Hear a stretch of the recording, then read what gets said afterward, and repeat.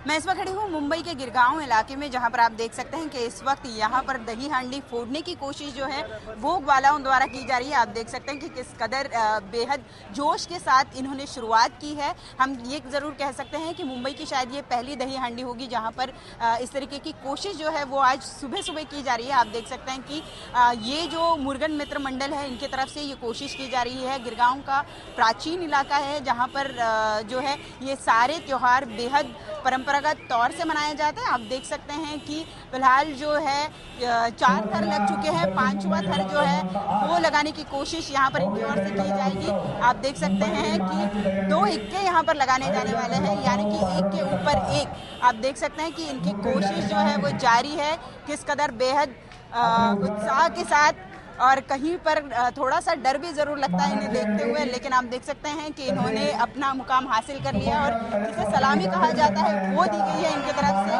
और अब जो है सही उत्साह हमें दिखाई देगा, क्योंकि अब जो है यहाँ पर सही मायनों में जो है वो नाच शुरू होगा।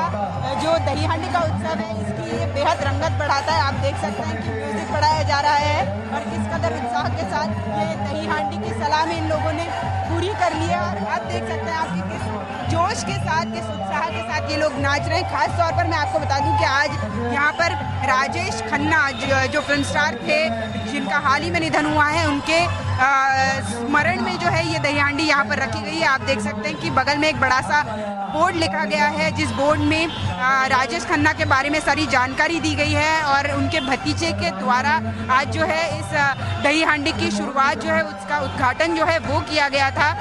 बेहद भावपूर्ण श्रद्धांजलि देने की कोशिश इन मित्र मंडल की तरफ से की जा रही है और आप देख सकते हैं कि सलामी देने में ये लोग जो है कामयाब हो गए हैं और अब ये टोली निकल पड़ी है किसी और दही हांडी को फोड़ने के लिए। आज दिन भर ये सिलसिला शुरू रहेगा। फिलहाल गिरगांव में ये लोग सलामी देने में कामयाब हो चुके हैं।